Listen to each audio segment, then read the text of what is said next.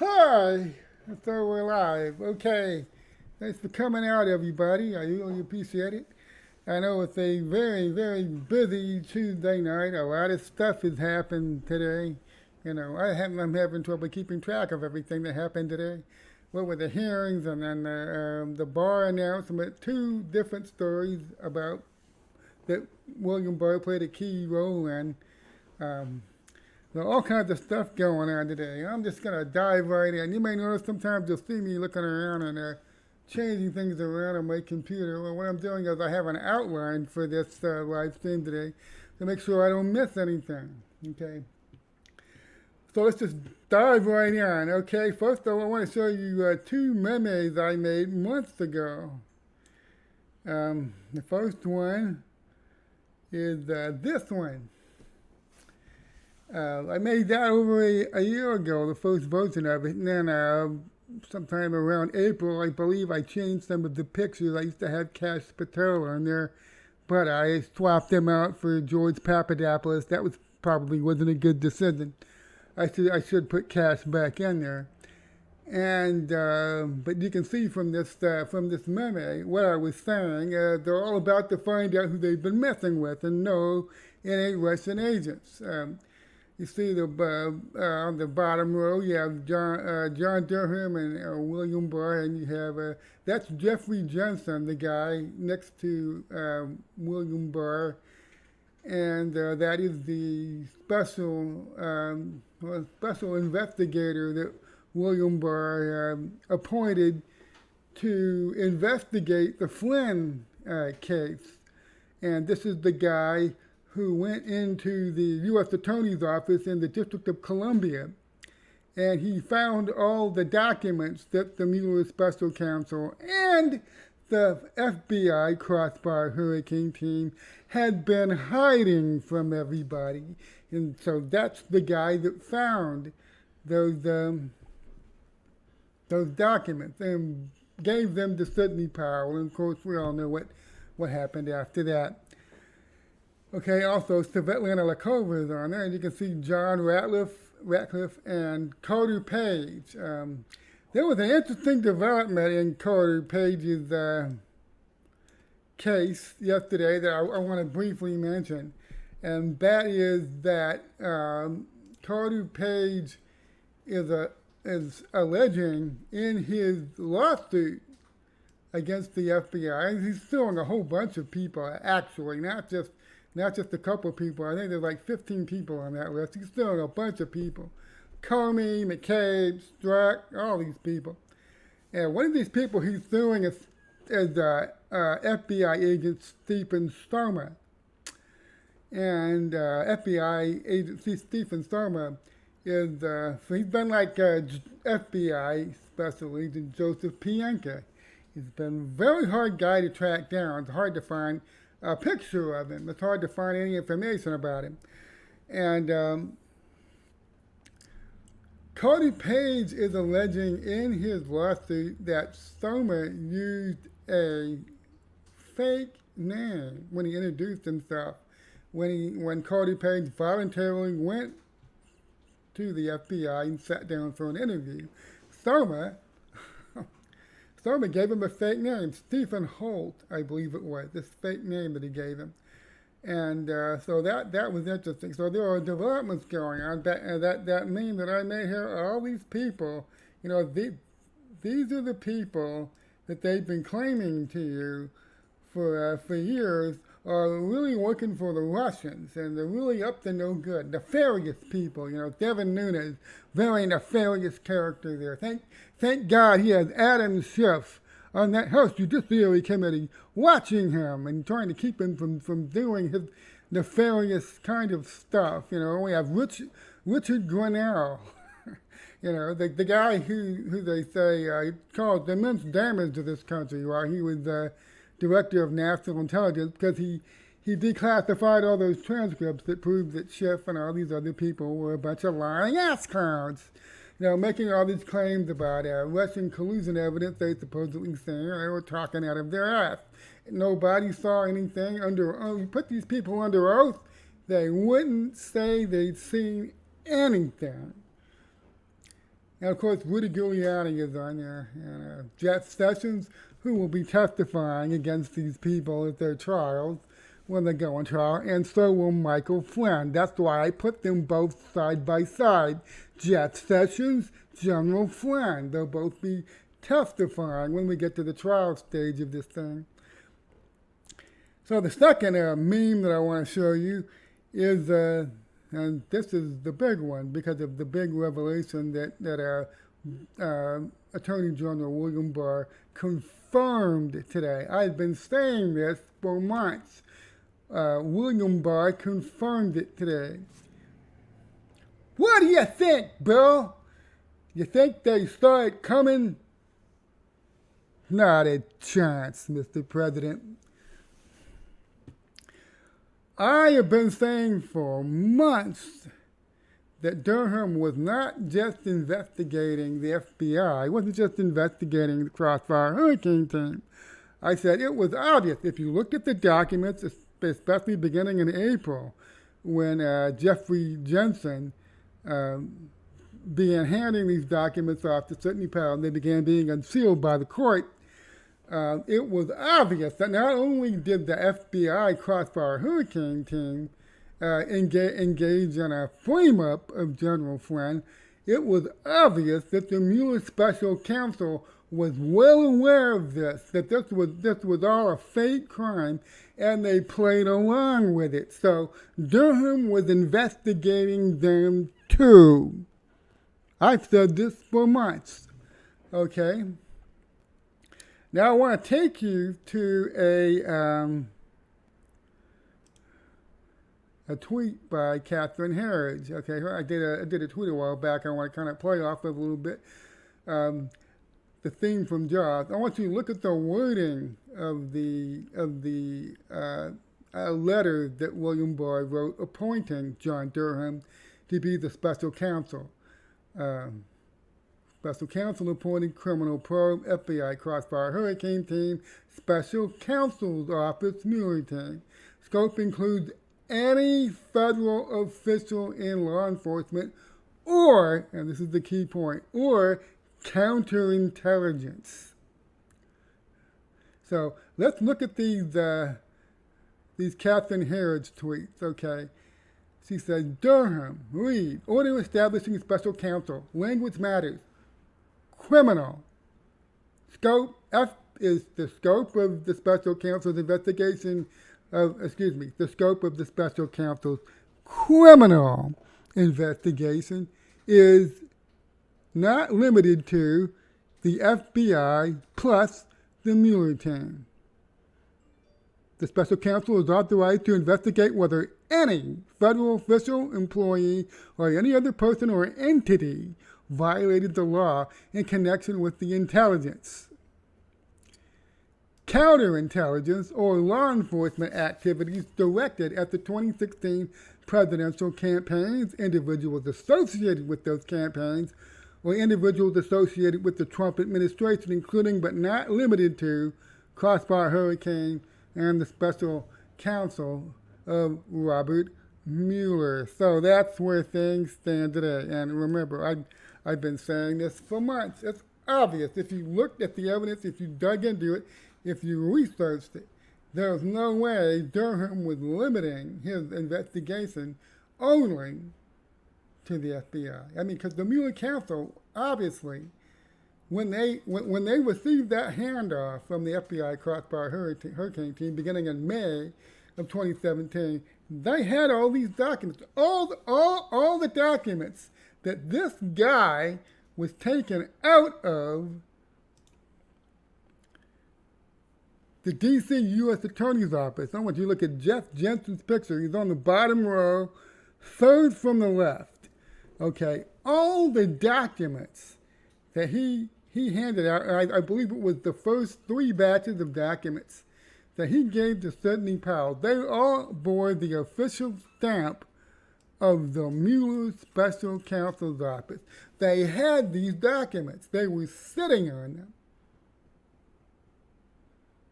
They knew that General Flynn had been framed. They knew the FBI was faking its case. But they not only went along with framing friends, they prosecuted him based on what they knew was a fraud. And now they got this guy. This guy is after them.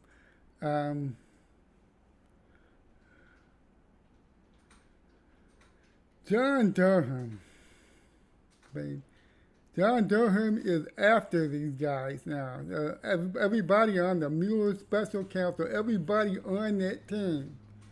From Bob Mueller, Andrew Weissman, Brandon Van Gratt. Okay. And then some of these other guys, these lesser guys, Aaron Zelinsky, I mean, you probably don't know their names, but trust me, they play a key role in what happened here. Okay. So, Durham's been on the trail of, okay, and they're just now announcing this, okay. Now, some people will get the idea that, okay, Barr appoints John Durham as special counsel a month and a half ago, and that's when Durham began investigating the Mueller special counsel. No. Okay, look, they're slow. They've been setting this up for a long time. Okay, they've been getting this ready to run to bring it out. Okay. I see somebody making a comment about Son Davis. Okay, let me tell you why I don't trust Son Davis's sources. Okay, Son Davis was one of the first guys while Trump was live in Wisconsin at a rally. Son Davis was the one saying his sources inside the government were telling him that Trump already knew that Justice Ginsburg had passed away, and he was already on top of it, and they were already taking steps to replace her. And that's not the first time he's done that. He said, I have a source to tell him. Okay, look, okay. I'm glad this came up early here. Let's deal with this, okay? I don't trust people who use anonymous sources all the time, and you know it was when the lying corporate media does that, you guys spot it easily. It's easy to spot it when the Washington Post says, well, we have 3 anonymous officials familiar with the matter who would not go on the record, who spoke to us on the condition of anonymity. Anonymity. And they told us this, okay, and you go, oh man, that's bullshit. Okay, but Jim Hoff, the Gateway pundit, or Son Davis at the Federalist, or some prick at Fox News goes, well, we have 3 sources familiar with the matter speaking to us off the record, and they are telling us this. Oh, well, I don't trust you either. I've been burned too many times. Thank you.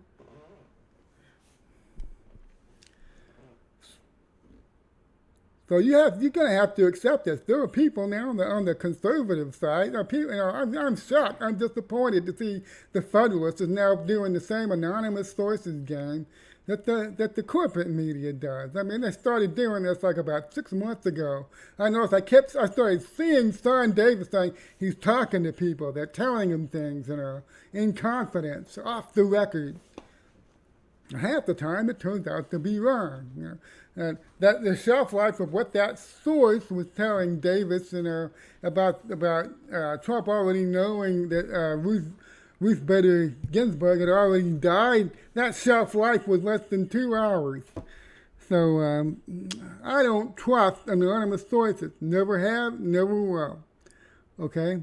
And that's why I avoid most of the panic and most of the hysteria, because I don't pay attention to people who are constantly quoting anonymous sources to push their pet narratives, okay?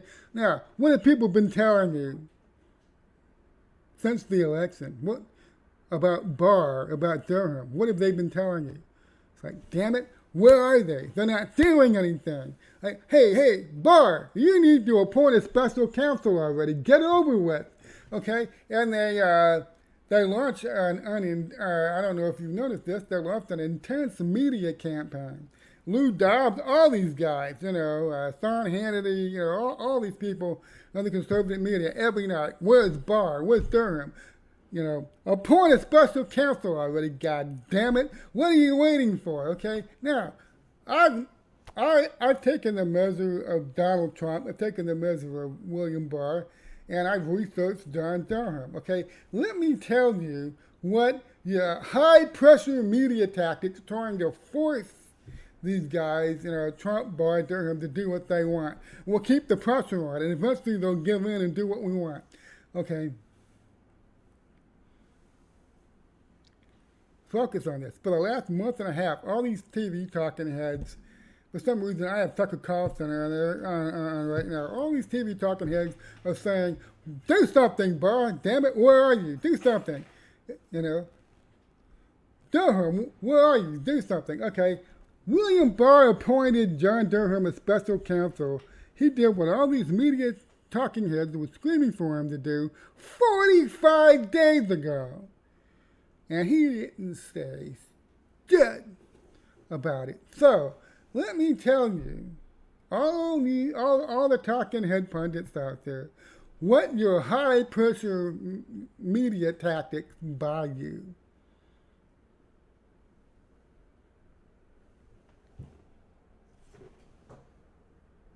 Nothing. They buy you nothing. Barr doesn't give a shit. He doesn't watch TV. I'm pretty sure he doesn't watch it. He's got no time to watch it. You can sit there and scream all day, okay? And so people have to have this idea that Barr and these people pay attention to the media and that their pressure campaign is going to work. Okay, look, he did this 45 days ago. It didn't leak. He never said a word. He just kept his head down and did his job. Okay? Now, let's deal with the election thing. That's the some people out there are asking about the election thing. Okay? I'm going to explain yet again. You have to take this into account. See, it's like media pundits have the attention span of gnats. They suffer from attention deficit disorder, okay? I just have to keep explaining the same thing over and over again. That's okay. That's part of my job. You can't do federal investigations transparently. It's impossible.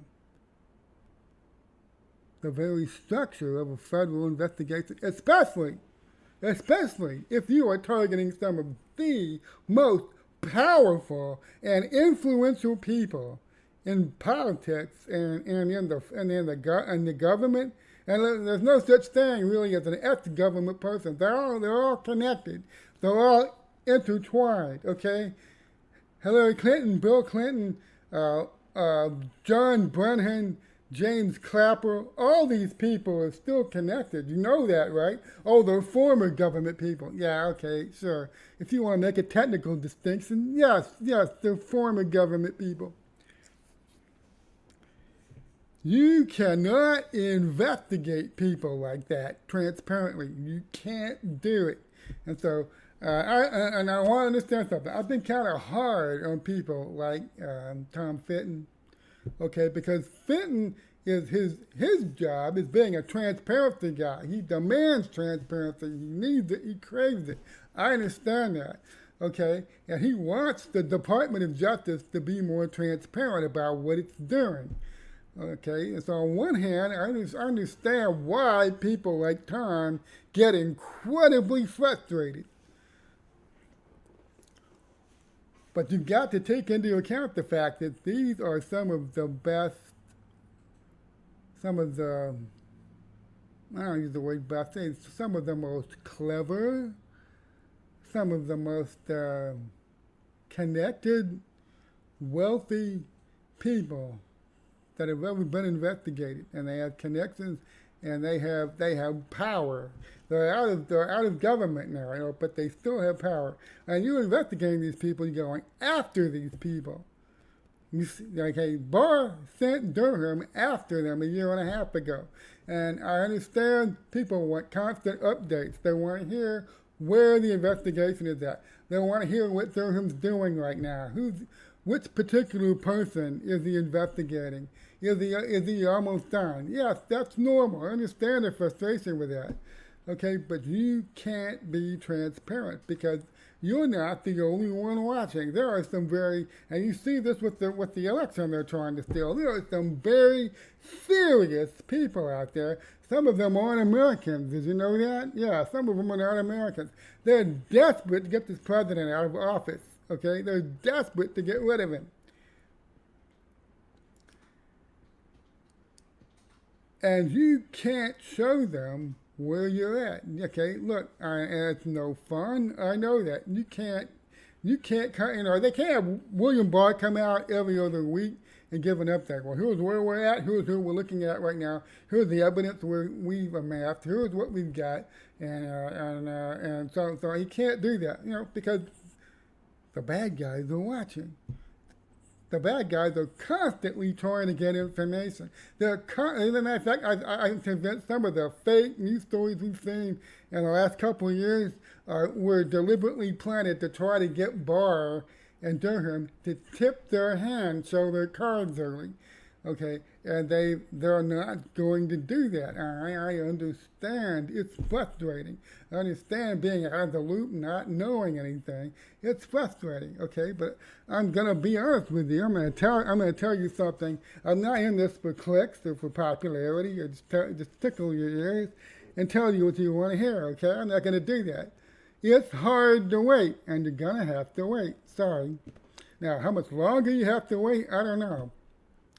But you can't do a federal investigation of this magnitude against these kinds of people with these kinds of national security issues involved and classified intelligence involved. You cannot do it transparently. And you have everybody under the sun in the D.C. swamp trying to sabotage this thing and trying to make it so it doesn't go anywhere. So that's another reason not to tell anybody anything. And be totally airtight in your operational security. And believe me, it's airtight. I've talked about this for 3 years now. It's amazing that Barr did what everybody was screaming for him to do 45 days ago, and nobody knew he'd done it until he told them today. That's operational security. Now I want to deal on. I want to move on to the election fraud issue. Okay, I know a lot of people are frustrated about that. We're into December 1st today, and man, it feels like time's running out. The Electoral College is supposed to meet in 13 days. They're scheduled to vote on December 14th. That's 13 days from now. So, the election was on November 3rd. Ever since then, we've just had, it looks like one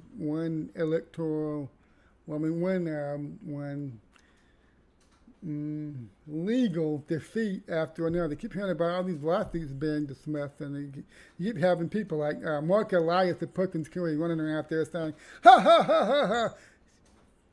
Trump and his loser team are like 1-31 in the court since the election. Ha ha ha! What a bunch of losers." Okay, let me explain to you why that is a good thing. Yeah. Okay. What the hell are you saying, son? Okay, no, it's a good thing. Because what you've been watching for the last 3.5, almost 4 weeks, is I could have told you that was going to happen. Okay. How were they able to steal the election in the first place? Well, let me tell you who runs the elections in each of these battleground states. And after you've run the election, who was it that has control of the election? Okay, you have the state governors, and you have the state election committee, and the county clerks, people at the local levels, and many of the key blue areas in these battleground states. Those people are Democrats. Okay, and you have the state secretaries, the secretaries of the state, and you have the state attorney generals. Okay, you have the state Supreme Court. All right, so all those people in Philadelphia, Pennsylvania, in Georgia, and Arizona, and Nevada, they're Democrats. Most of them are Democrats. Okay, so how did they steal the election? Well, I'll tell you what. A bunch of very stupid rich people spent a lot of years with a plan, and it wasn't exactly a secret. If you knew where to look, you could see the money that was coming into these local state races. Okay, you could see that Soros and some of these other rich people were influencing. I don't want to say influencing. They were making sure the right people won the election for the county supervisor of elections in Philadelphia, or they won the election for the state attorney general, or they won the election for that state's Supreme Court. I mean, there you go to websites and see how much money Soros put into getting people like Kim Gardner in St. Louis. How much money did he contribute to these people to make sure that they won? Okay, so they were able to steal the election because they control the state election apparatus. That's how they were able to steal it. Right? Okay, so what you have to understand is it was always going to be heavy sledding at the start of this. Because, well, where are the Trump team, where are they having to go to file their lawsuits? The state courts, right? And who owns the state courts in Pennsylvania? Who owns the state courts in Georgia and Arizona? Okay. The Democrats own those courts. So, instead of tying up the Trump campaign's lawsuits in the state courts, they've been quickly dismissing them. They just take maybe 1, maybe 2 days. And, we dismiss the case. And it moves up to the next level. Okay. So what you have to understand is all people like Mark Elias are doing, they're bragging about the fact Democrats own the state level when it comes to elections. They have control of the state level courts. They have control of the state level attorney generals. They have control of the state level governors in these battleground states. So it was always going to be heavy sledding. Okay, the key thing that you have to know is there's not going to be any real movement on this until those lawsuits reach the federal appeals courts. They go from the states into the federal appeals courts. In some cases, like this case that Ted Cruz is now talking about on Twitter, he's encouraging the Supreme Court, the Sean Parnell case in Pennsylvania. That case that was dismissed by the Pennsylvania State Supreme Court, he's saying SCOTUS should immediately take that up. They should skip the federal appeals court. Just go straight to SCOTUS. And that might happen in some cases. We have to wait and see. Okay, but until these cases, these lawsuits got out of the state level, they were not really going to get anywhere. Okay, so this is why Trump's legal team is, they're being shut out of the state level court, so they're going to the state legislatures. That's important. I'll explain why. The state legislatures and 6 of these battleground states are under GOP control. Okay, yeah, so the Democrats have the governor, the attorney general, the state attorney general, the secretary of state. They got all those folks. Okay, but the GOP has the state legislature. So the Democrats clearly telegraphed what they were going to do with the election fraud. We all remember Trump spent months warning, okay, they're going to try a massive amount of fraud. They're creating a system that engenders fraud, vote fraud, okay? And there's the criticism people make of Trump that I want to deal with next. They say, well, if Trump was warning about this, and back in June and July, he's talking about, wow, if they're using COVID, they're using the CCP virus to set up mass mail-in voting, and they're going to send ballots out to people that didn't ask for them. And there's a massive amount of fraud that can be created by this kind of system, and then we got the spectacle in the lead up to the election, starting in October. Actually, earlier than that, I believe Governor Sisolak in Nevada was trying to change the state law by fiat in September. Okay, all of a sudden, in these battleground states, you had secretaries of states and governors and others basically rewriting election laws passed by the legislature. They were rewriting it and making it up as they went along. And of course, they didn't have the authority to do that. But nobody, I'm going to explain why it would have been incredibly hard to stop them before the fact. The lawsuits would have taken forever, okay? And as a matter of fact, the Trump campaign tried to sue several times, especially in Pennsylvania they tried to sue. And guess what they were told? To file a lawsuit, you have to demonstrate you've been injured, that you have some sort of legal standing. Okay, so they were told, the election hasn't happened yet, no harm has been committed to you yet, you have no legal standing to file a lawsuit. So that's what they were told. So now some people have this idea, well, okay, Trump could have stopped it, right? Could he have stopped it? Let's look at that idea.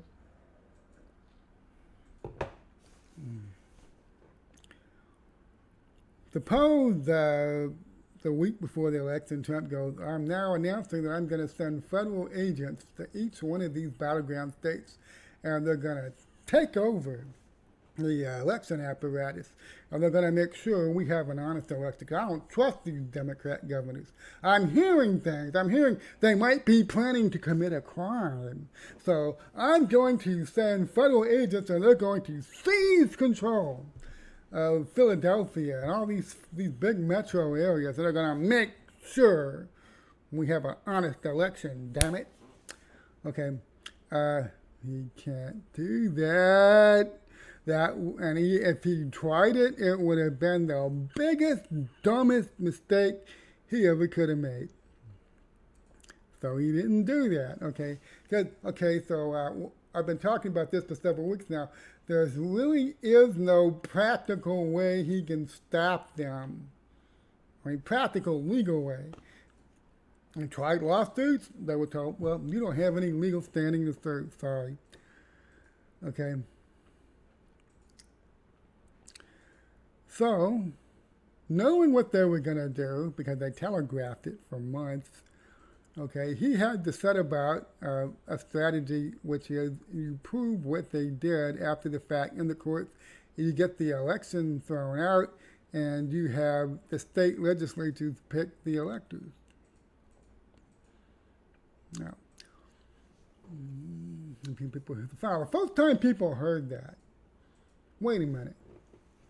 You mean to tell me in the Constitution it says if the fraud is proven or there's a big dispute or they can't certify an election because there's too much controversy and there's too much fraud involved in it, the state legislatures can pick the electors? Okay, yes. Go read the Constitution. It says that. Okay, it says the state legislatures pick the electors. It says that. Now, here's the problem. in all these states, the state legislatures stopped picking the electors some years back, and state level laws were passed. State level laws were passed that said that it is the governor or the secretary of state that picks the electors, that certifies the election and picks the electors. They're the ones that do that, not the state legislature. No. It's the governor and the secretary of state. So let me tell you what's going to happen. What's going to happen here is that this is going to play out in the courts. The GOP state legislatures and enough of these broad states are going to assert control over the electors when the Democrats, the Democrat governors, the secretary of states, and the state courts refuse to investigate or act on the blatant fraud. Okay, and when the GOP state legislatures do that, the Dems are going to sue them to stop it. So this is what the controversy is going to be. The GOP state legislatures are going to say, we have constitutional authority to appoint the electors because this election was fraudulent. We've seen the evidence, and we believe this election was compromised. And so we are going to assert our constitutional authority to pick a slate of electors. And when they do that, the Democrats are going to go, oh, no, you don't. You don't have the authority to do that. That's the governor's job. That's the Secretary of State's job. How dare you? And they're going to sue, and it's going to become a court case, and it's going to go to the Supreme Court. So this is Why Trump could see all this coming.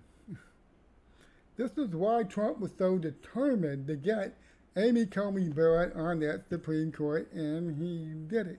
So if this battle ends up in the Supreme Court, the odds favor Trump.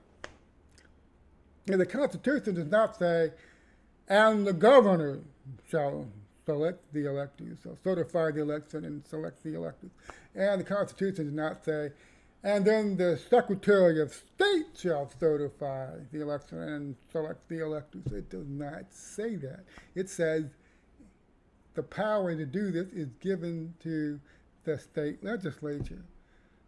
It says the state legislature shall select the electors. Now, we've fallen into a thing in some of these states where that hasn't been happening. The state legislature let the governor and the secretary of state take that power away from them. But it was only done at the state level.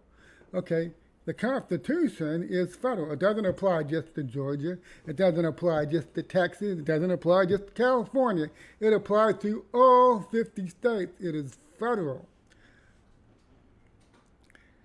So, another thing Barr did today was he said, this was the thing that caused some controversy, okay? He made a statement about some people seem to think that the DOJ should jump in the middle of a political fight and pick the winner, okay? Well, so the AP is not showing any recording. There's no audio or video recording. They're just, the AP is reporting what they claim Barr said, okay? Now, let me make this clear. I don't trust the Associated Press further than I can spit. I want to see what Barr actually said, not what the AP reported he said. Yeah, but the gist of what I get from reading that Associated Press report is Barr saying, don't look to us to hash out this election by December 14th to decide who wins it, okay? That's not our job.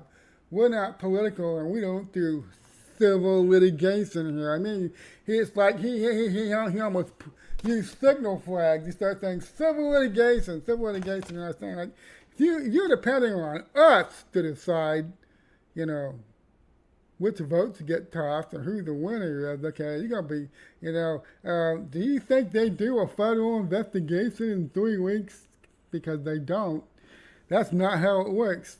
So he practically got up there and said, you need to pursue the civil litigation path. Don't look to the Department of Justice to fix this for you, okay? And so that's why, and of course, and that is what is going to happen.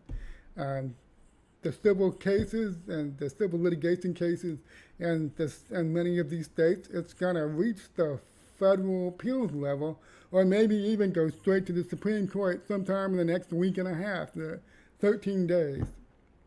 Okay, and the Supreme Court has been prepared. It is now ready to make the decision based on the Constitution. Now, if Ruth Bader Ginsburg was still on that court, it was incredibly likely that if this case came up before the Supreme Court, okay, Supreme Court, we need you to decide who picks the state's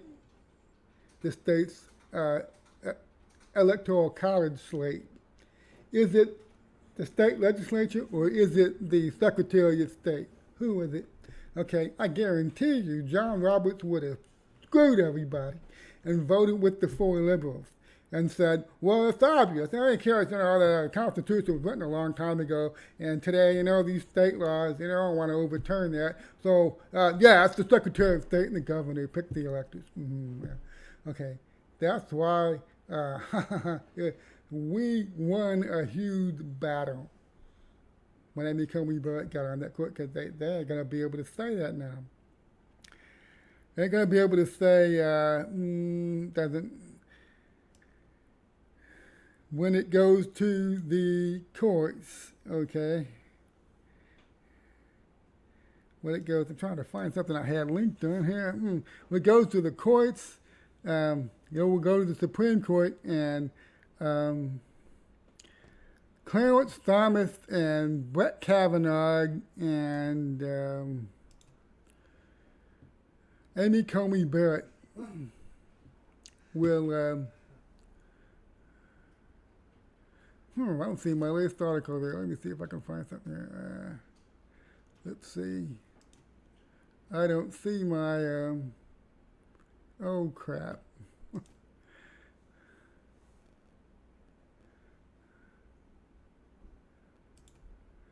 I had an article that went up the other day called The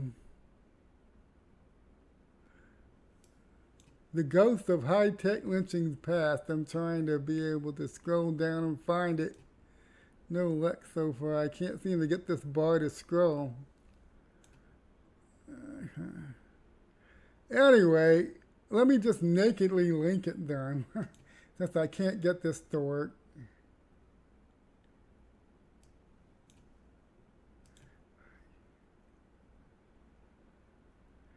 Okay, I have a new column up. It went up yesterday at Uncover DC.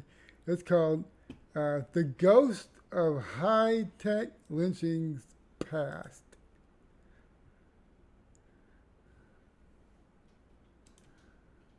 All right, links coming up now. I'll just drop this in the chat.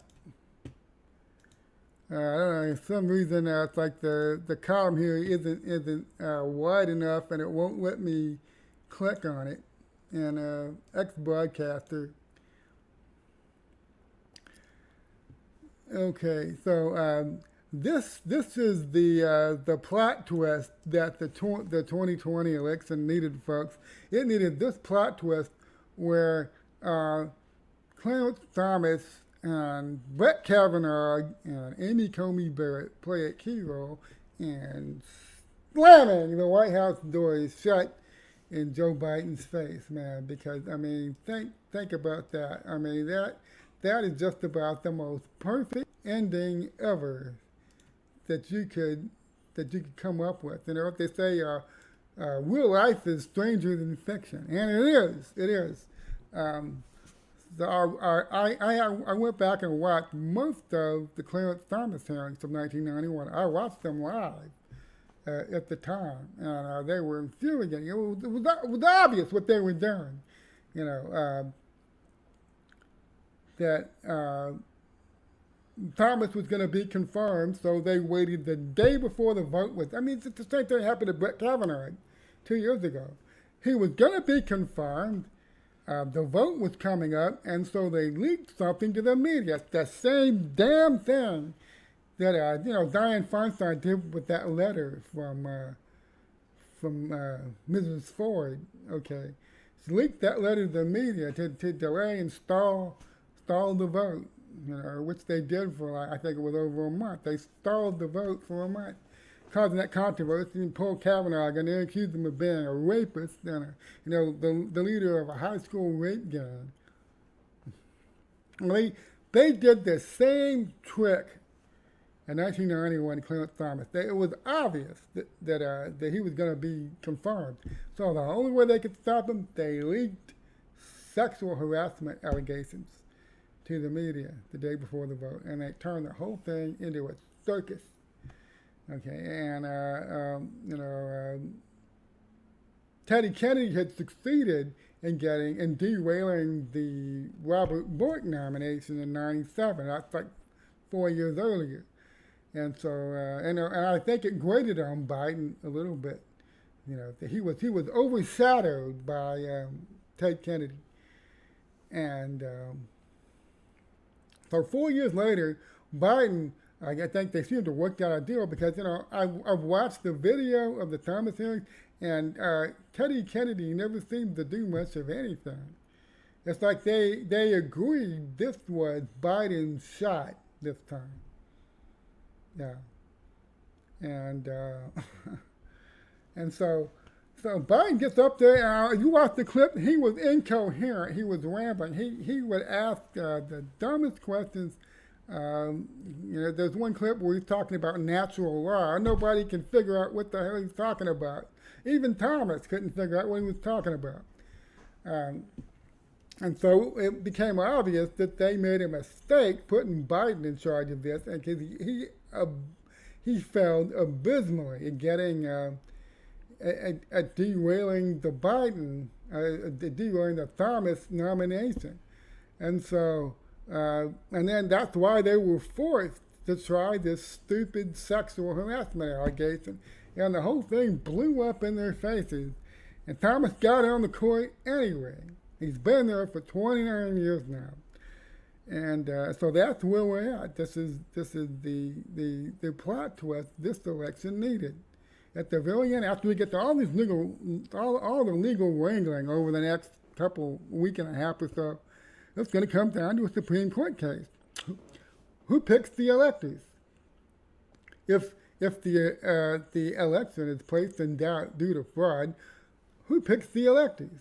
And the GOP state legislatures are asserting their authority, and they're saying, we pick the electors. We're going to pick the slate of electors and send them to the Electoral College vote. And the Democrats in these states, like Pennsylvania, Wisconsin, and Michigan, and Arizona, and Georgia, are going to say, oh, hell no, no you don't. It's the governor, it's the Secretary of State, and it's going to go to the Supreme Court.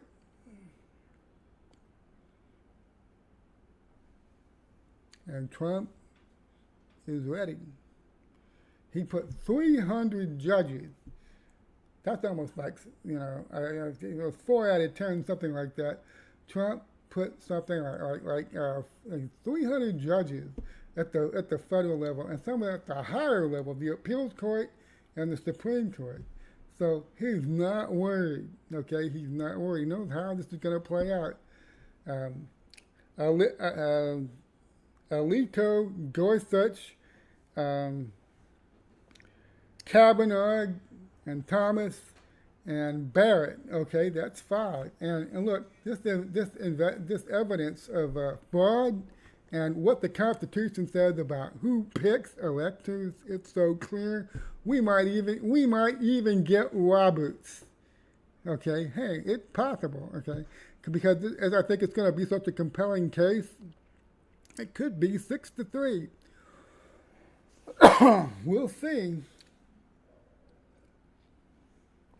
There's a lot of things going down. There's a lot of things happening. Let me check my. We'll see if there's anything else that I was gonna talk about. Okay, one more thing before I go to your questions. Esper. Okay. Now there are people that have been selling a narrative for a long time now that Trump is too scared to fire Christopher Wray. You can't fire Christopher Wray. You can't fire Gina Haspel at the CIA. Been hearing this for months. Okay, well, look at the position Trump is in now.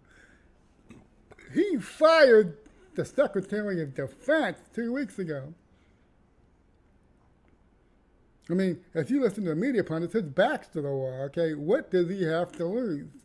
If it's true, Christopher Wray and Gina Haspel are sandbagging him, and they're thwarting investigations and they're obstructing stuff, what's stopping him from firing them?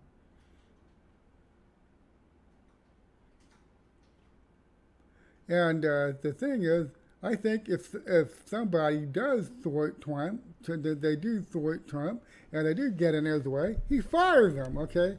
Trump's not afraid of firing anybody, okay? So I'll tell you what, when you trust Trump, you understand that he sees the big picture. He's better informed than all these pundits you're listening to out there, okay? He's in the loop. They're not. Okay, like, picture a big curtain, and there's all some activity. You can hear some things going on behind this curtain, and everybody standing on the other side is guessing about what's going on behind the curtain. That's every damn media pundit in America right now. They're all guessing. Okay, and they're telling, oh, well, I guess this is what's happening right now. Okay, I'm honest with you. I tell you, I'm guessing. Okay, they all, but a lot of these other pundits pull the same bullshit. You go, oh, I have sources. I have key inside sources. That's one reason why I'm laughing at Thomas Paine and some of these other people out there that are talking about their super secret inside sources. Okay. Because they say, yeah, my super secret inside sources is telling me this, and they tell you all kinds of stuff that never turns out to be true. Okay, and they all just got embarrassed today because all these people that claim that they know people inside the DOJ, and they have sources, like Last Refuge, Fundance, Conservative Treehouse, they got sources, you see, they're connected. Okay, what do I always tell you? I don't have any connections. I don't know anybody. I'm about as far away as you can get from D.C. I'm here in Texas, okay? I don't know anybody. Nobody tells me anything, okay? So, but all these other guys, I have sources. I have inside people, man. They get me the inside baseball stuff. Let me tell you, listen to me, okay? They didn't hear a goddamn thing.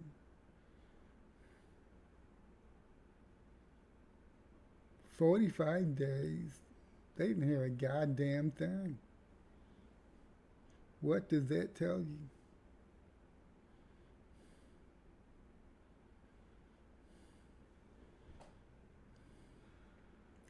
Inside sources that don't tell you inside stuff that's going on, you find out at the same time everybody else does when Barr announces it, are worthless inside sources.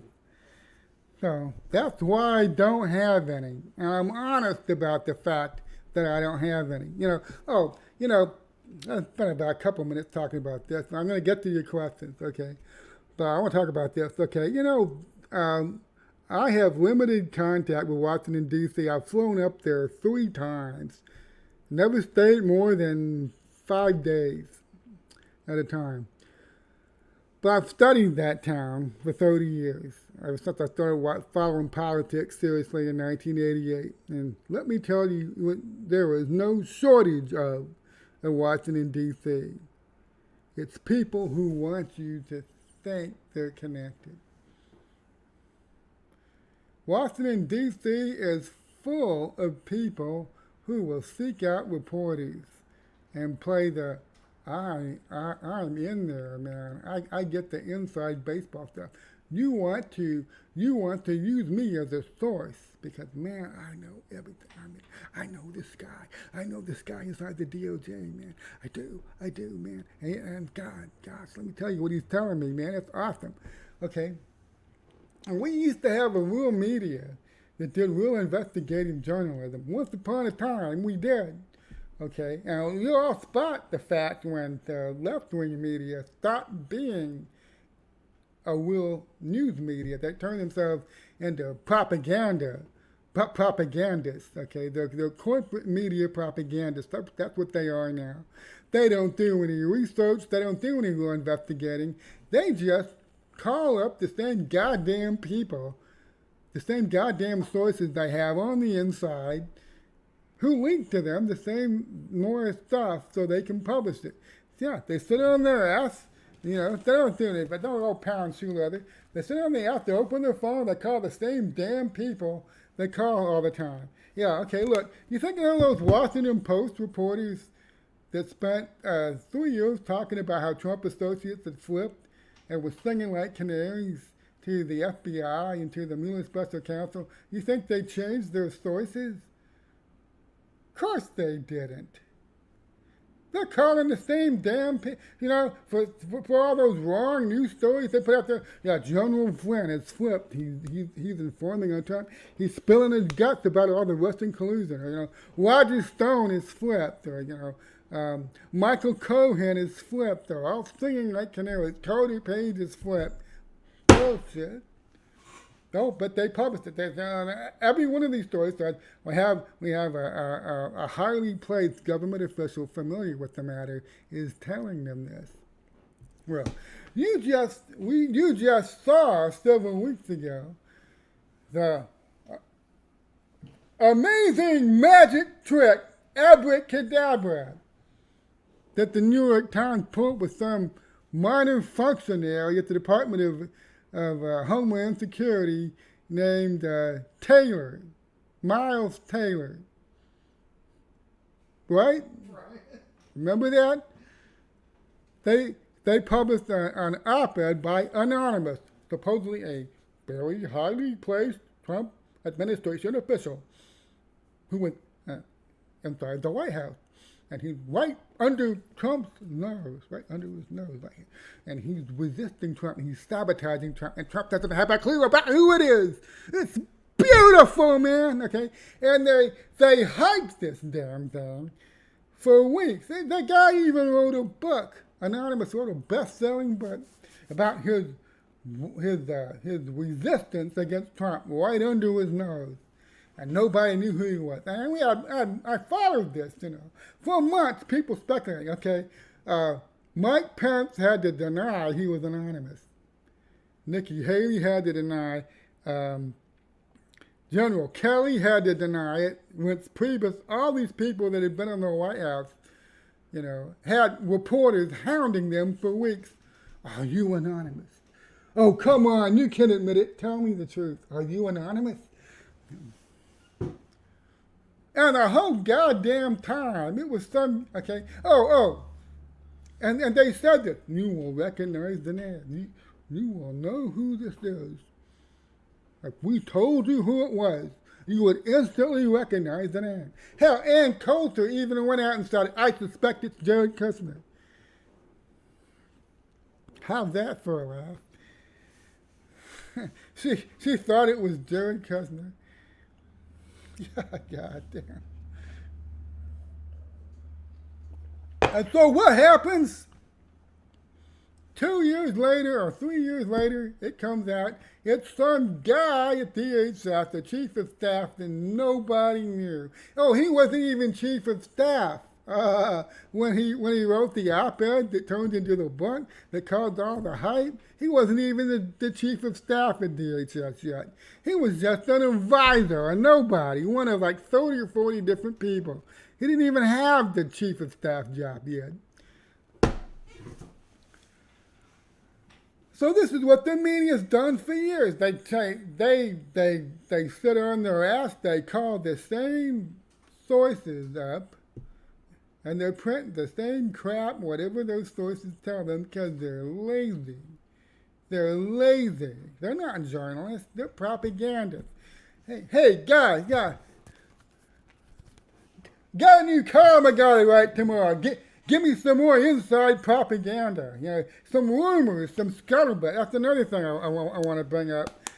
90% of the people in D.C. that claim they're connected and that they know stuff are bullshitting you. Okay, they're not connected, or they. Okay, look, somebody could work at the White House. Okay, say somebody that's in charge of catering there. Okay, now look, a reporter's gonna get that guy to tell him something, some rumor he heard inside the White House, some scuttlebutt. And he can frame that as a source close to the White House, a source inside the White House told me this, and it's crap. It's crap. Oh, and so have you noticed recently the media stepping up stories about people in Trump's inner circle talking to CNN? Oh, bullshit. Oh, yes. I have a secret source in Trump's inner circle telling me that Melania and Jared Kushner are both telling Trump to concede. Oh, bullshit. You don't have anybody inside Trump's inner circle telling you jack shit. Okay? They know their own industry is not going to call them on it, and that's why they continue to do it.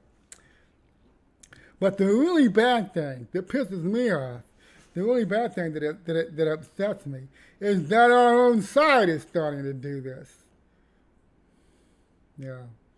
Yeah, people say, hey, yeah, okay, look, what works for the goose works for the gander. Let's start using our own anonymous sources. Let's start pushing our own narratives. Yeah, that's nice, okay, it's dishonest. I don't give a shit if you think your narrative is a good thing or better, like Barr's deep state, and you got some flunky. Okay, we remember the Fox News babe about 4 months ago. She got 3 sources in the top of the DOJ, she said, to tell her that Barr and Durham weren't really doing any investigating. Okay, and that was, okay, so people who are supposedly conservative media are doing the same shit. They go out there and they say, I have an anonymous source talking to me now, and they're telling me this, and then they just push their favorite pet narrative to you. You know how hard it is to find somebody in D.C. that will parrot back to you what you want to hear? It's easy. It doesn't take any talent. It doesn't take hardly any effort. There are people out there say, yeah, I'll tell you whatever you want to hear. Just make me a source. And it makes them feel important. And so, it's bad enough that you got people in the corporate media doing this. I'm watching people in the conservative media doing it too, and it absolutely burns my ass. Okay. So, had to get that off my chest, everybody. So, thank you for listening. Okay, let's see if I find some questions here. I will now take your questions. Yes, that's because I'm a giver and I'm a generous person, and it's 8 o'clock on a Tuesday night and I've got nothing else to do. I will take your questions. Okay. Let's see, looking for a question up here. I'll scroll back up. Somebody was asking me something and I don't remember what it was. And I'm trying to find it.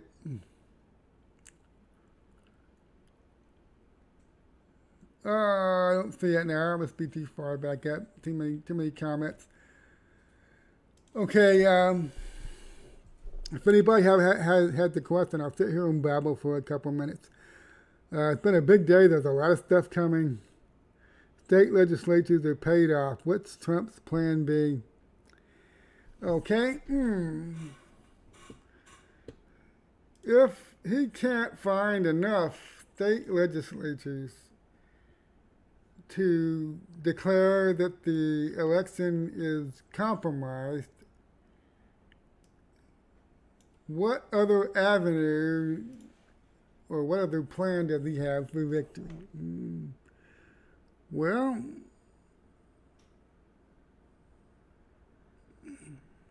I'm going to be honest. Right now, I can't think of anything. That's why they're spending so much time working on the state legislatures. Some people have this idea he'll just have the Supreme Court invalidate the whole election and then order the state legislatures to pick their electors. If that happens, well, okay. I don't know if that would happen for 50 states. See, that's how inflex this thing is. It's kind of hard to pin some of this down. And I don't know if the order would apply just to the states where the lawsuits have been filed, or if it would apply to the entire election in all 50 states.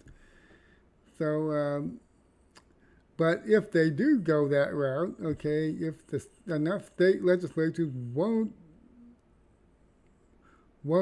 pick their own slate of electors because they say this election was compromised, there was too much fraud, then I believe there'll be a lawsuit that will reach the Supreme Court. The Supreme Court will have to make a ruling. Now, my brother pointed out to me, somebody asked what I think of the powers in that executive order that Trump signed in 2018. Okay, that's the one about foreign actors trying to influence or corrupt or interfere in our election. You have to understand how an executive order works. He already had those powers. As a matter of fact, back in 2018, I remember the exact date that he wrote it, but back in 2018, we weren't under a declared national emergency at that time. Trump had even more powers now than he had back then, because the national emergency has not ended. He hasn't declared an end to it. We're still in a national emergency, a declared national emergency right now. So the powers that Trump laid out in that, one of those things that he said had to happen in that executive order about foreign interference in the elections is that the Director of National Intelligence, who is now John Ratcliffe, will have 45 days. Within a 45-day period, John Ratcliffe has to deliver a report on what the intelligence agencies he oversees. And he doesn't just oversee the civilian intelligence agencies. He oversees the military intelligence agencies. He oversees the DIA, the NSA,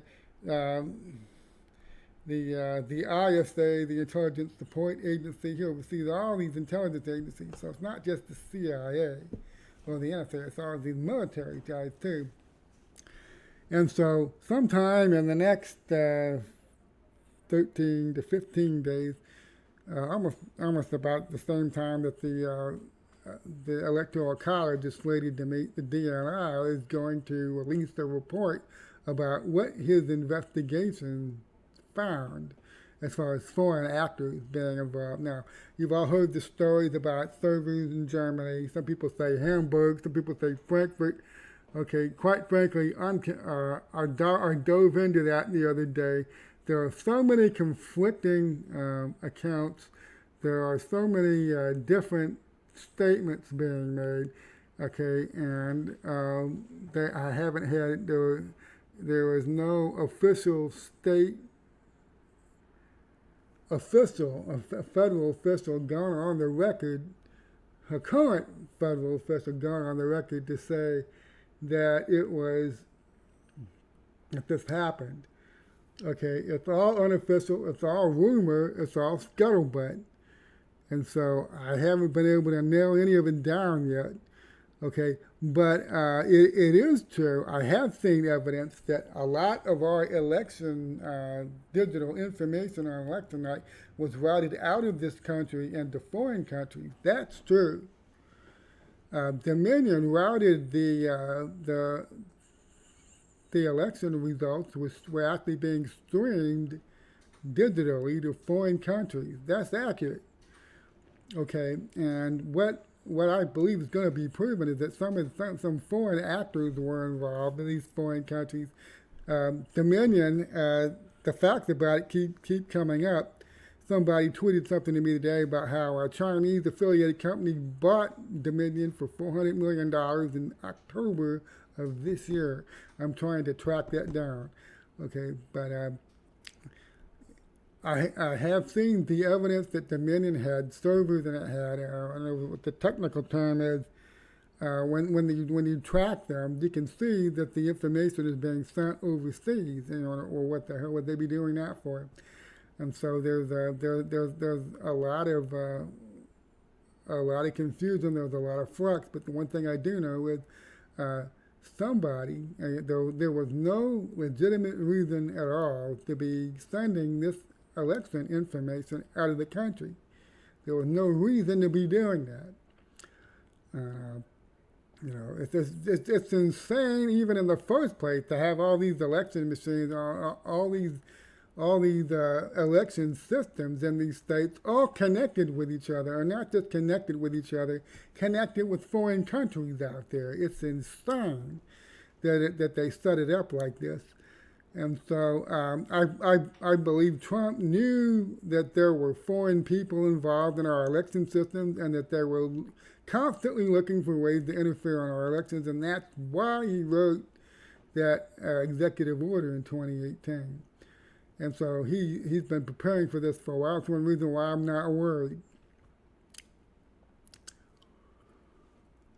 I see somebody, Robert Justice says, that sounds really far-fetched, we hospital on the bodyguards. Yeah, somebody mentioned earlier about the 5 bodyguards or whatever, probably people being killed. Like I said, a lot of this is just internet scuttlebutt. And that's one thing, when you go into journalism and you investigate stuff like I have, you have to be really careful. Because I've been burned in the past when I hear something that tickles my ears and it's something that sounds like, oh yeah, I want to believe that, and you don't source it properly, that's when you end up getting your ass burned. So a lot of this stuff going on is scuttlebutt, rumors.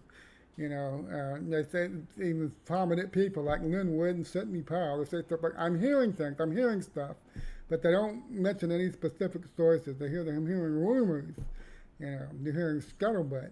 And you've got to be careful. So the ties of Dominion to Venezuela, those are real. Okay, if you follow some of a good account to follow, and make sure you're following her. If you're not, you need to be following Tracy Beans on Twitter. She's a hell of a crack investigative reporter. She puts me to shame. Okay, I'm a writer. I'm a communicator. Okay, she is a digger. That is somebody. She's one of the best people I've ever seen at getting information and putting it together, and then they hand it to somebody like me, and I write and I talk about it.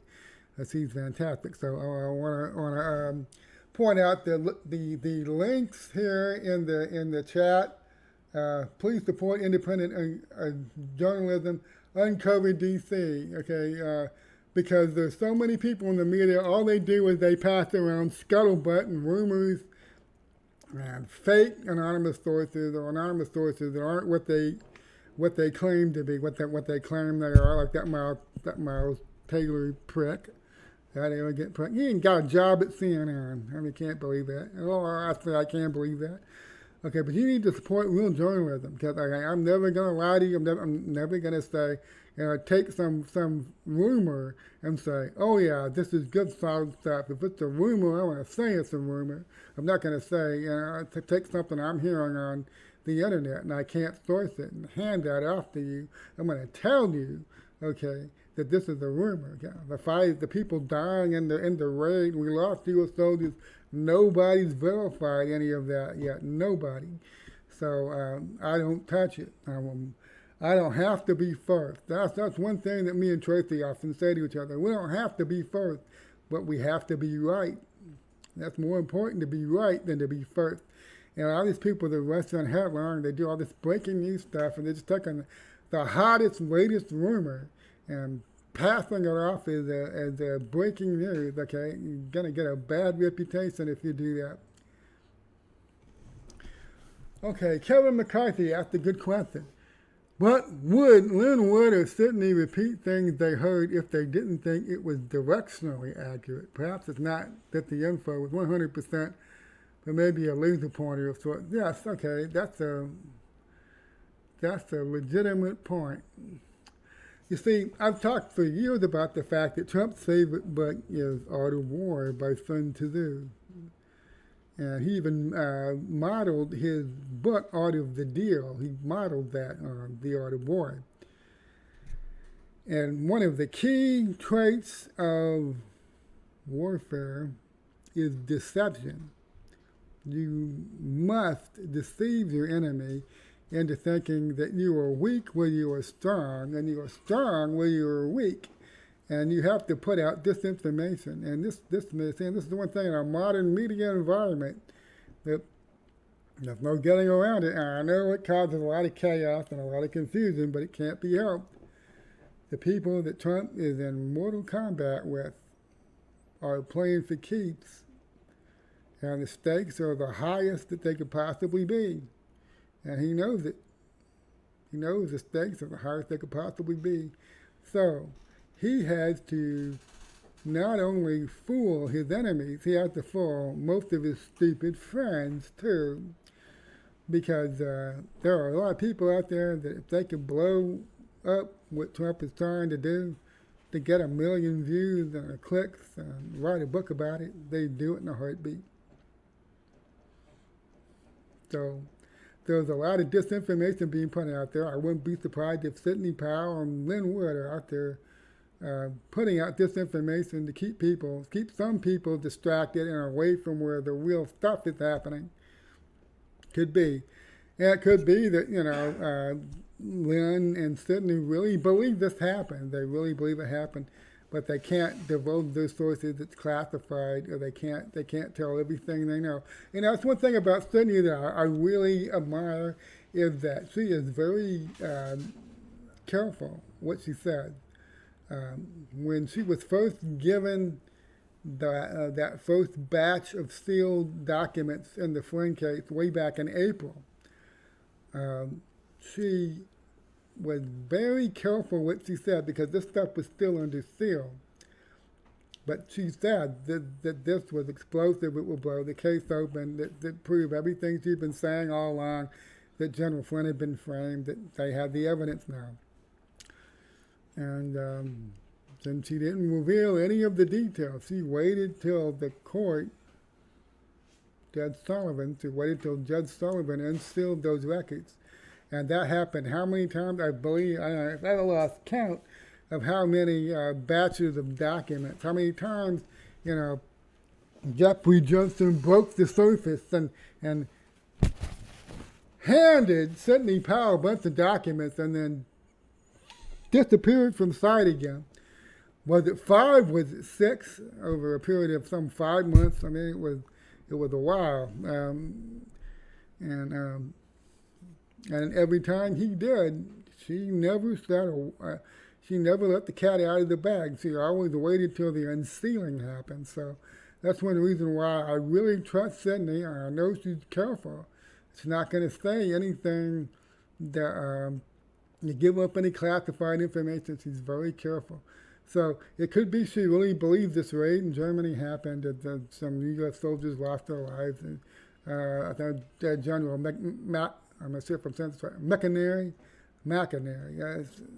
believes that this happened. He said so in that interview the other night after he fired General Flynn. Okay, so, but you have to understand, our own side, Trump's side, understands they have to fool the enemy, they have to keep the enemy off balance, they have to make the enemy think that things that are happening, they have to make the enemy fully believe that things are happening that are not really happening. And then the opposite is true. They have to hide from the enemy and make the enemy think things aren't happening that are happening. That's how you win a war. And that's what Trump is doing. And a lot of that involves fooling people. And it's not fun, I understand that. But the only way you're going to win is by fooling people. Trump should declassify everything, says Jim Jones. I like the shades, Jim. Okay, first let me remind everybody of something. Okay, everybody's saying, "Oh man, don't wait for Barr. Don't wait for this stuff. Trump, declassify it all now." Okay, brace yourself for a shock. Do you remember who Trump gave full declassification authority to over a year ago? Because I do.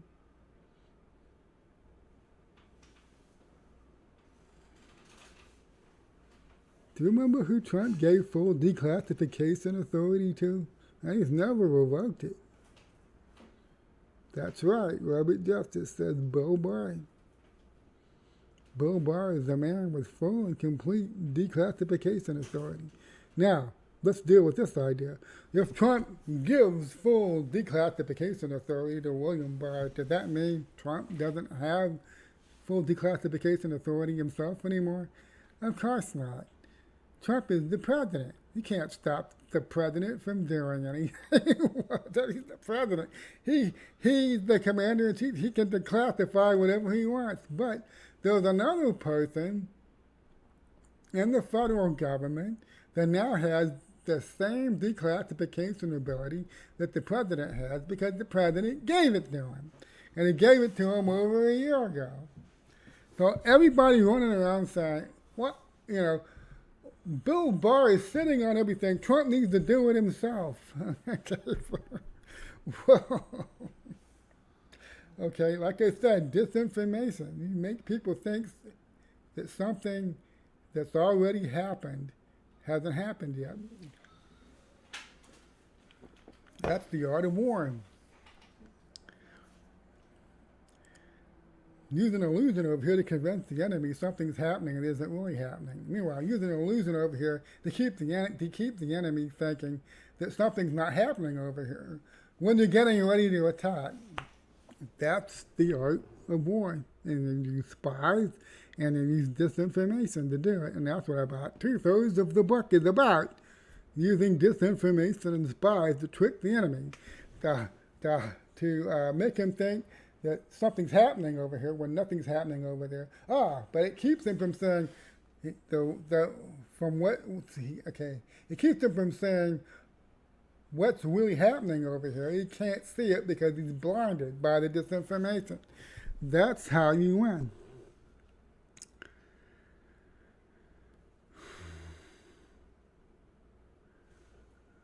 Okay. What is Trump waiting for? Says Adrian Oxpoe. He is really pushing it close. Well, here's the thing about Trump that you all need to remember. Remember, he's a showman. He loves the show. He loves drama. What's the one thing everybody tells me when it comes to some big thing happening that's damaging to damaging to the Democrats and the deep state? What's the one thing? I tell you, I get this endlessly every day.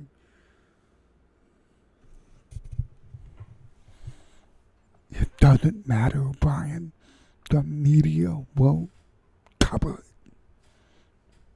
So it doesn't matter. It just doesn't matter. I get told this every day. I kind of make fun of it. Oh, well, they're going to cover this because Trump has sucked them in to the biggest drama, probably I don't know, I'm about to say one of the biggest drama. Okay, but it's the biggest drama that this nation has ever had. The media won't cover it. Oh, you watch.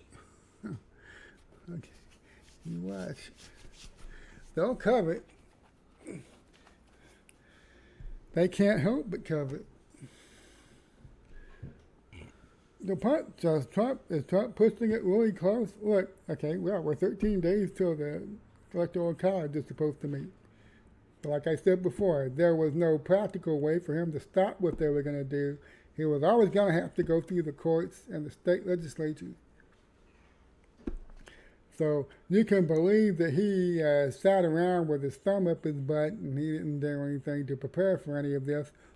Or you can believe that he's the guy whose favorite book is Sun Tzu's The Art of War and that he is in control and he's not worried. And, that's one thing I was going to bring up. If Trump felt like he was losing control and he was on the way out, you'd have a mass firing everywhere. Think how many people he would fire. Okay, I think everybody's looking at this wrong. They're thinking Trump is making these moves he's been making since the election because he's preparing to lose in case he loses. Okay, I look at it from the perspective of he knows he's going to get the second term, so there's no reason not to now. Okay. Like everybody's selling to you the fact that Bill Barr appointed John Durham as a special prosecutor 45 days ago because he's hedging his bets in case Trump gets asked first out of the White House. Okay, I look at it a different way. He did that because they knew what was coming, and they know that his reelection is going to happen. They already know the Democrats are going to steal it, and they already know what their countermeasures are. So, and Amy Comey Barrett. You look back to how bad they fought over Kavanaugh, and they barely let out a peep. I mean, compared to what they did with Kavanaugh, they hardly put up any fight against Barrett. They're going to wish they had. Well, if this goes down the way I think it will, they're going to really wish that they had fought that more than they did. Okay, Alma Carpenter says, I remember in the late 90s discovering Bush went AWOL. We pushed that as far as we could. The media wouldn't cover it. Bush just walked away for Tang and went to campaign. Yeah, okay. You know that memo that Dan Rather found was fake, right, Alma? You know, that was, yeah, okay. And Dan Rather got fired from CBS News for pushing that Trump Bush went AWOL. Fiction. Okay, Kevin McCarthy. I think the 18th is the pivotal day. It's after the EC votes, but there's something there that I can't recall. I'll look into that, Kevin. Okay, what's been flying under the radar as we all focus on the election? Yeah, there's stuff happening in Iran. Have you noticed that, Kevin? Just the last week, Iran lost the guy, the key nuclear weapons development guy that's been running their nuclear weapons development program for the last 25 some odd years. Now, Thomas Wickey did a video the other day. Everybody's saying this guy and his family were wiped out. But I think Thomas Wickey shows some things in his video analysis of the scene of the attack that doesn't fit an assassination. He thinks the guy defected. Either way, Iran no longer had this guy's services. How do you replace somebody like that? He was the top guy. He was the guy running it all. Now all of a sudden he's gone, dead or kidnapped or defected, whichever it is. And then just the other day, the head of the Iran Republican Guard Corps. I said IRGC is what I'm just saying. Iran Republican Guard Corps. It's a tongue twister for me. IRGC. I'll just say IRGC from now. Okay.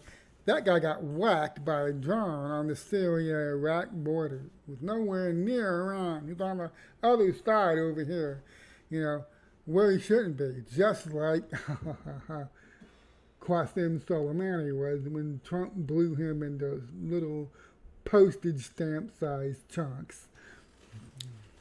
So there are things that are happening in the Middle East right now. Trump has basically been reshaping the Middle East for the last 4 years. And that's going to continue. I believe he's going to get the second term. And remember, only several of the countries that were in negotiations with Israel, normalization, making peace treaties and normalization agreements, only I think about 3 or 4 of those have come out. Trump said there were like 5 more that haven't gone public yet. Oh yes, and Red, White, Blue Dude, it says there that Saudi Arabia just announced they will begin allowing Israeli flights over their airspace. That's huge. So there's a lot going on in the Middle East. Some of it's public, some of it's not. And of course, John Kerry and Ben Rhodes and all these people, they just can't wait to get in there and reinstitute the Iran deal and go back to shipping billions of dollars to the world's #1 state sponsor of terrorism. But it's not going to happen. You think Iran put their nuke program in one basket only? Jeremy Bates. Let me tell you about the nature of a totalitarian regime, Jeremy.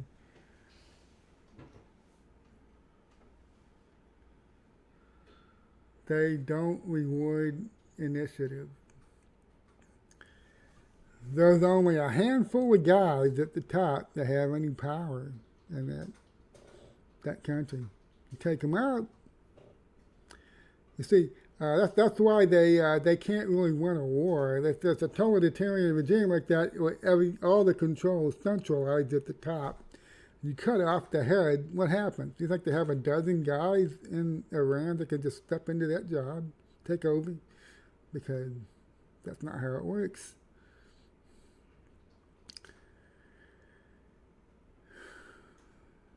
No offense, but why believe the MSM when they outed Dan? Okay, if Flynn was so important, why didn't Trump do more to protect him that far? That's a good question. It goes back to everything that I've been saying. A lot of what you see or you think you know is misdirection. Let me give an example. Okay, how long ago did Trump pardon Flynn? What was it? 5 days ago, 6 days ago? And Emerald Robinson has noticed something. She's been talking about it on Twitter.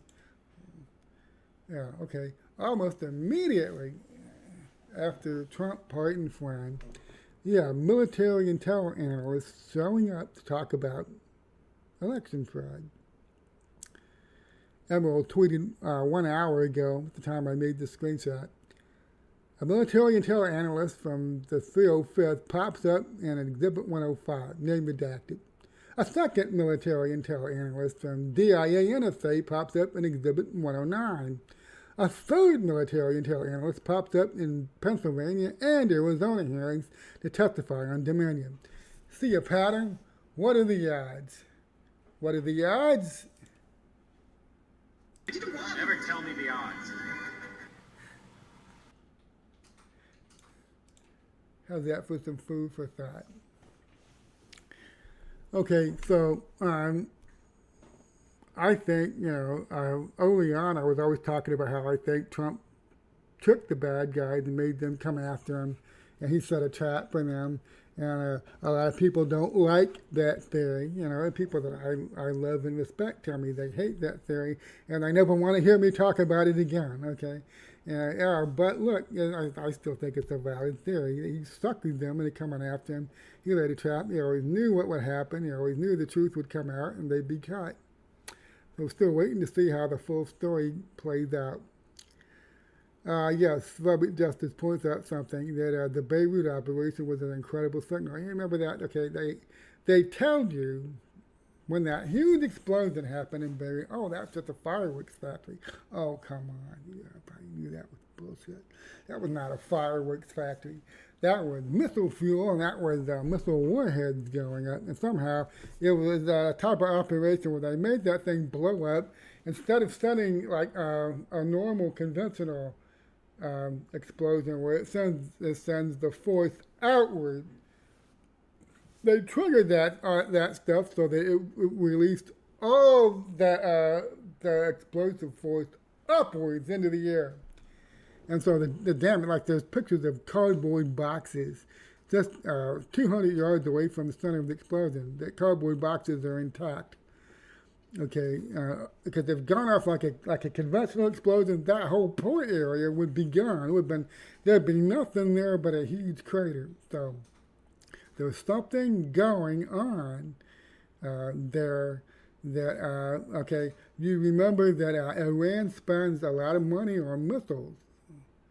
They give these missiles to the Houthis. They give these missiles to these terrorist groups scattered around the region. They fire the rockets into Saudi Arabia. They fire the rockets into Israel. Okay, and so what I speculate is that Iran has spent a lot of money getting itself into position to start a new round of missile attacks, and they were just getting ready. They assembled everything at the port area, and they were getting ready to ship these missiles from that port to where they were going to be used to be launched at civilian targets in Israel and Saudi Arabia and places like that, like they've been doing for the past several years.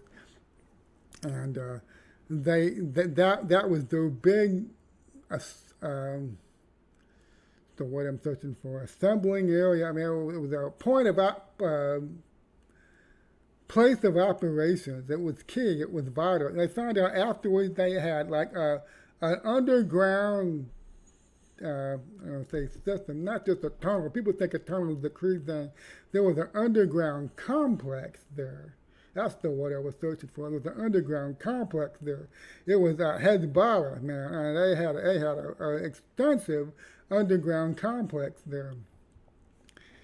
And somebody blew it up, and then they blew it up good. They killed all of it. Anybody that was in there died. It could be hundreds of people. Top people in Hezbollah, top people involved in these. Okay, how do you replace a couple hundred of your top missile specialists? How do you do that? Well, that's the problem for Hezbollah, isn't it? So it goes up, and almost immediately after that, you have all these peace deals being rolled out into the open. It was just like 2-3 weeks later, you had the first announcement made between Israel and Bahrain, I believe it was, or Oman, one of those. And so, yeah, I believe that's connected. And, Victor has a theory, made some videos about how he believes they pulled this off. It was just a few years ago that the Lebanese army changed their uniform pattern to match the same uniform pattern worn by Saudi special forces. And there are some friends whom I really respect, like Lee Smith and some others, Jordan Schachtel. They're involved in national security investigations and research.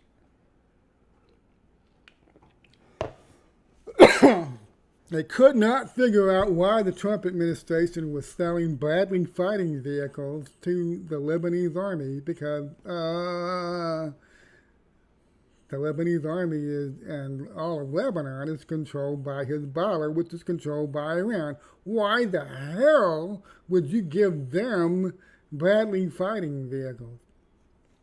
And the answer was the answer that Victor came up with, what he believes happened, is that Saudi commandos are now able to walk right into Lebanon. Just because, hey, Saudis and Lebanese look a lot alike. Now they're wearing the same uniforms. And guess who else drives Bradley fighting vehicles and is trained to use them? Saudi Special Forces, the Saudi Army. We sold them a bunch of stuff, yeah, and we sell it to Lebanon too.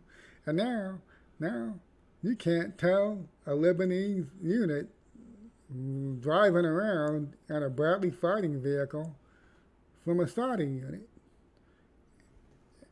And Victor thinks somebody took advantage of that. And how are you going to tell? So he thinks they just drove right in there, drove around the area, used their reconnaissance drones, and anybody looking at them say, oh, that's Lebanese army. Lebanese uniforms, Lebanese Bradley fighting vehicle. No problem here. So that's very interesting. Yes. Thomas Victor has a YouTube channel. In case you don't know that, let me put it up there for you real quick. Let me go to my subscription, because I subscribe to his channel. Oh, by the way, could you please subscribe to my YouTube channel if you haven't yet? I would really appreciate that. And I would also appreciate it if you would subscribe to Thomas Victor's YouTube channel, whose link I'm about to drop right here in the chat. Okay, here is Thomas Victor's channel.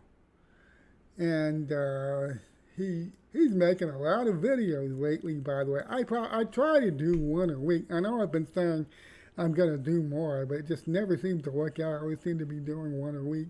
But I mean to do more, but man, Thomas has really been on a tear lately.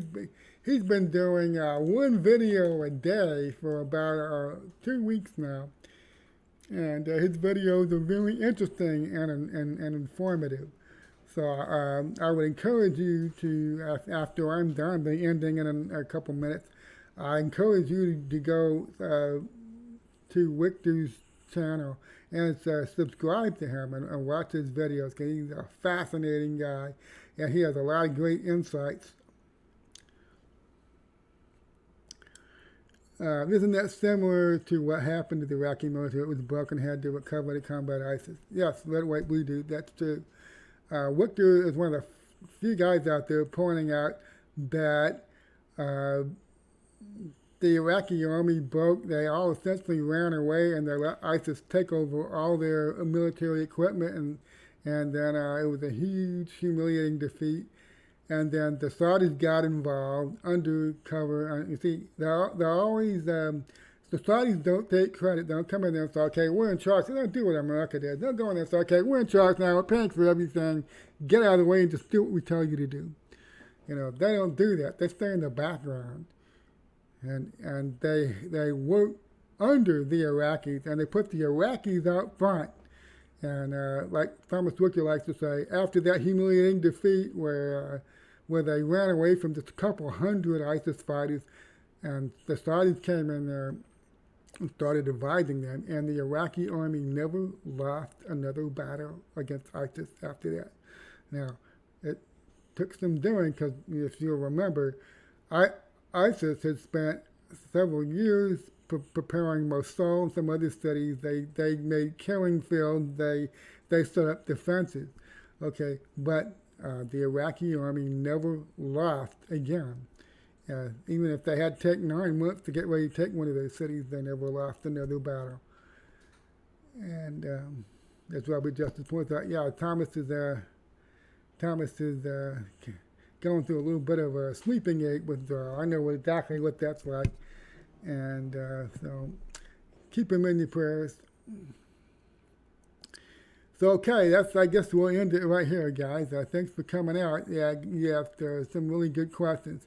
I'll try to do another stream, and see, this is Tuesday. I think by Thursday night, I'll try to do another one. I'm sure, looking at what happened the last 2 days, things in this election will keep dropping. We'll still have plenty to talk about next time we get together. So thanks for coming out. God bless you. God bless America. And good night.